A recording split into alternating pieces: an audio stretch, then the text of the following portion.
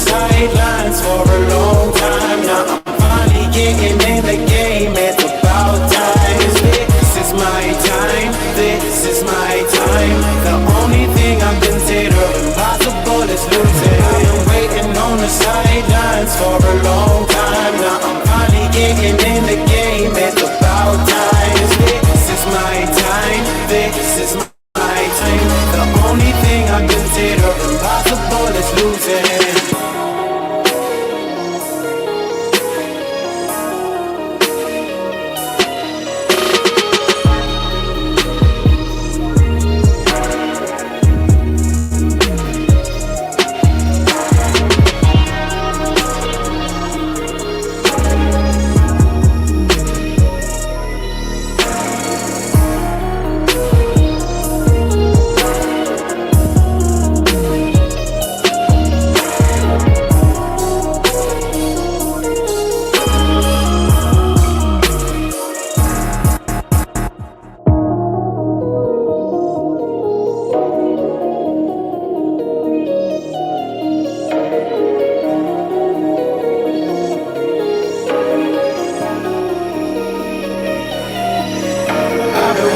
On the sideline for a long time. Now I'm finally getting in the game. It's about time. This is my time. This is my time. The only thing I consider impossible is losing. I've been waiting on the sidelines for a long time. Now I'm finally getting in the game. It's about time. This is my time. This is my time. The only thing I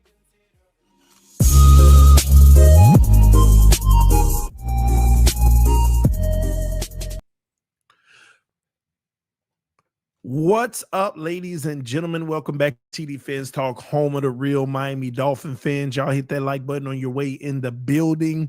Just FYI, the Dolphins Collective, we're going early tonight and going forward. It is now at 7:30 p.m., okay? I know you're used to 8:30 on Tuesdays, but going forward on Tuesday and Thursday, Miami Dolphins Collective will be 7:30 p.m. So we're about to crank up over there in about 15 to 20 minutes. But before we do, breaking news. I don't know why it took so long. Obviously it was out for a few hours, but we got a report, a reputable report, that the Jonnu Smith trade to the Steelers is still possible. Per sources that those conversations never died. I don't know where it came from originally that it died, but it is definitely still in the works. I told y'all this yesterday. The Miami Dolphins, they initiated this. And when you listen to Mike McDaniel's presser today, you kind of got a sense of he doesn't control what's happening right now. He wants Jonnu. He feels Jonnu is an important part of him and wants him a part of the team, but he has no control over what's going on right now within the personnel grouping of the team. That's the reality. And it's tough because as a head coach, you want everything that you possibly can have at your disposal to have a successful season. But I've already told you they've maxed out the credit card. They've literally said, hey, man, we've given you everything that you've wanted since you've been here. It's come to an end. We can't keep doing this. You got to figure it out.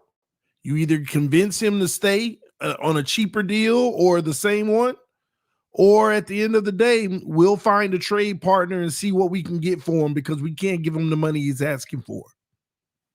And Mike McDaniel, you could just hear it in him today. Yeah, of course he wants Jonnu, but he doesn't control this situation.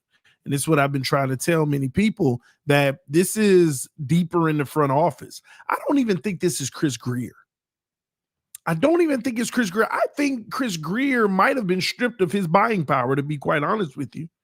Or maybe it's all Chris Grier and he's finally come to his senses to say, no, we can't do this anymore. We can't do this anymore. We got to cut this off. And that's what's going on in Miami right now. And just to hear it come out that Jonnu trade the Steelers still on, the Steelers have been looking for another receiving threat. I think that this is going to potentially get done, or unless somebody swoop in and steal them from the Steelers. I think that this is actually going to get done.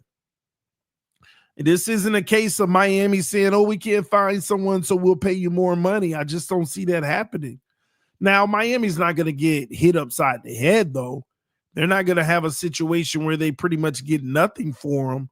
But at the same token, this is also potentially some cap savings for the team as well, over $4 to $5 million if they make this move.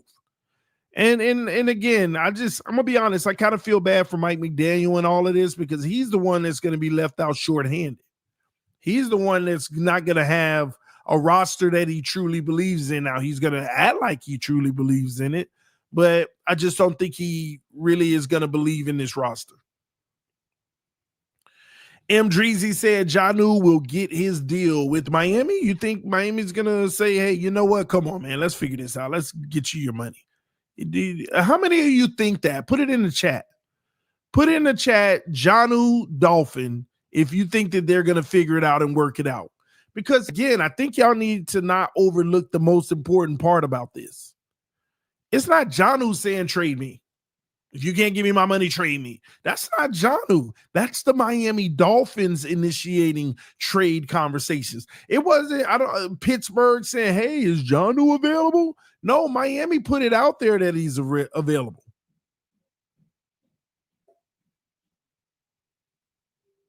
So it's hard for me to believe they'll get something done. Now, I'm not going to rule anything out. You know, you have a last minute, all right, we're going to do just this, but I just don't see it. And to be quite honest with you, I'm in favor of them trading him anyway. I'm in favor of them trading him. We need the reset. We can sit here and act like, we can sit here and act like we're oblivious to this team. We need the reset. See, and let me say this. I don't want to make this controversial, and I know everybody like, oh, you're always talking about Tua and all this and that. But let's be honest. One of the main reasons most people don't want to blow it up and do what's right for the team to start over and figure it out is because that means Tua could potentially have 2 bad seasons. The less he has around him, he could have a 1 or 2 bad seasons, and that spells the end of him. People want at least for him to have enough to be decent, even if the team is bad. And this is what I be trying to tell y'all. This is what I be talking about. There's too many people that as long as Tua looks good in the team, if the team doesn't, it's okay. If the team doesn't look good, as long as Tua does, it's fine. They just want to see him play football as long as humanly possible. I get it. That's what fans are supposed to do. Fans of a player, that's what you're supposed to do. I get it. I'm not knocking you for it, but that's the reality. We need to just admit that.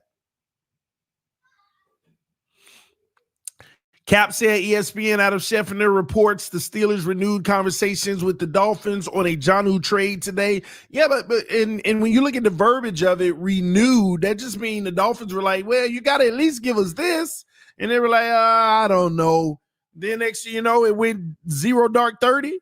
And now the Steelers, okay, man, let's talk about this a little bit more. Because at least that tells you we have a standard. Hey, we don't want to pay them this money. We're willing to get rid of them, but we're not going to get hit upside the head. We got to at least get this back. Or we got to wait this out until training camp and see if somebody else come along. And the Steelers are desperate. They know that they need another receiving weapon, especially after trading away to the Cowboys their weapon. Yeah. So that's what's going on here. Kevin Lee said he's the main third target for Miami, and we won't have one if he's gone. Well, Kevin Lee, technically he was not the main third target last year. You could argue he was the main second target, and sometimes first, because that's what McDaniel switched to. He wanted to take the onus. Remember, y'all think all this stuff is coincidental?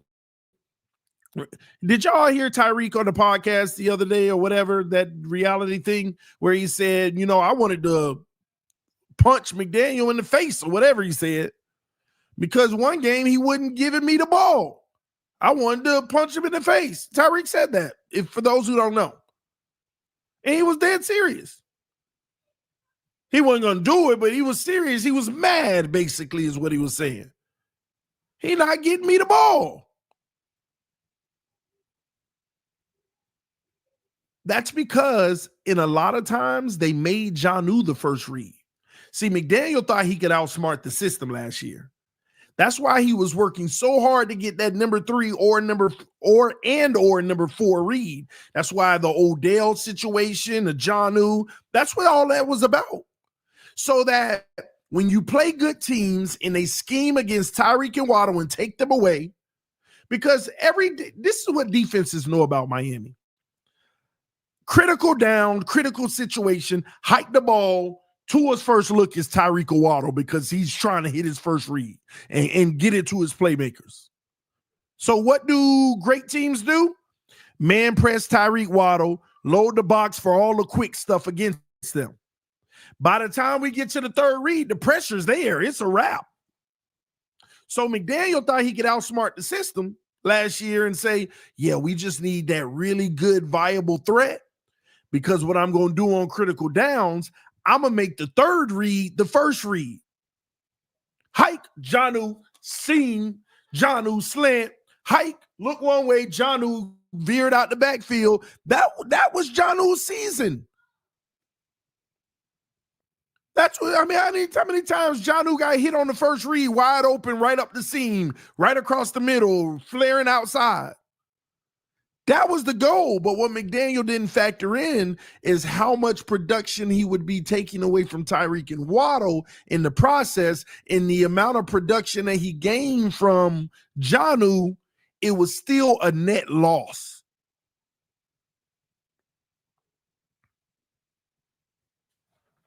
And that's what we had to deal with.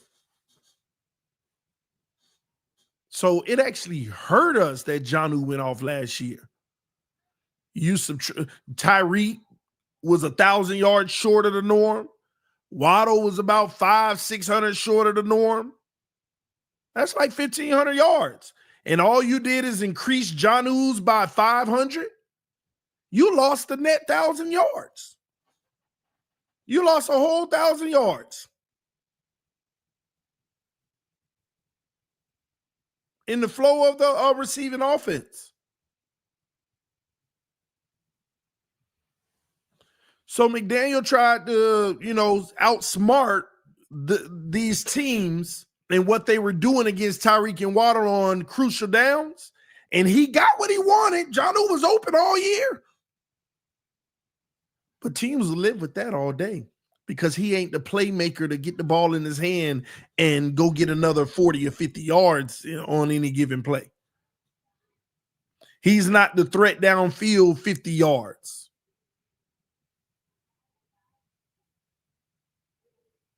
Teams will take that all day. Jonnu can go off all you want. And as the field shrinks shorter and shorter, now we can adjust our coverage to cover everybody.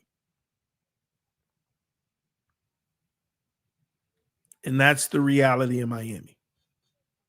So Miami's trying to ship Jonnu off, but they're not trying to get fleeced. They want to try to get something for him. And they'll save money in the process. And just for the record, all this money that we save in post June 1st and all of that, people think we got money we could do. No, they got it. Y'all don't understand how much of a deficit we're in. Last year, we needed every penny to carry into this year, and we ain't carry much over because all the injuries. We had to keep signing people. Same thing this year. All this extra money that we have left over on the back end, they need to save it for the season, and they need to save it for next year when the cap isn't great. When the team is, for the most part, empty. And they got other guys that might need some money, potentially. So, yeah, we'll see. I mean, they got time. It ain't a rush, but Pittsburgh trying to get something done. We'll see how that all works out. Ramsey, we're still trying to figure out their situation. I can't wait to hear from the fellas. Dudley Durong, Alan Poupar, and Omar, especially since they were at OTAs and they were able to see what's going on in mandatory camp today. Pick their brain on the collective. So again, make sure you come over to Dolphins Collective. It is now 7:30 p.m. Tuesdays and Thursdays. We're about to crank it up over there right now. So right when you leave this stream, go on over to Dolphins Collective and go ahead and get ready for another great stream. We're going to have some fun tonight. This should be very fun, good, and informative. And we're almost at 5,000 subs. I think it's like 20 more subs and we get to 5,000. So if you're not subscribed over there, go ahead and sub now. By the way, let me go ahead and drop the link. So for those who don't know where to find it, I'm dropping the link right now to Dolphins Collective in the chat. There you have it right there in your face. Click on it, meet us over there, and we'll see you all in just a moment. Love you, appreciate you, fins up no matter what. I'll see you soon. Peace. I'm out.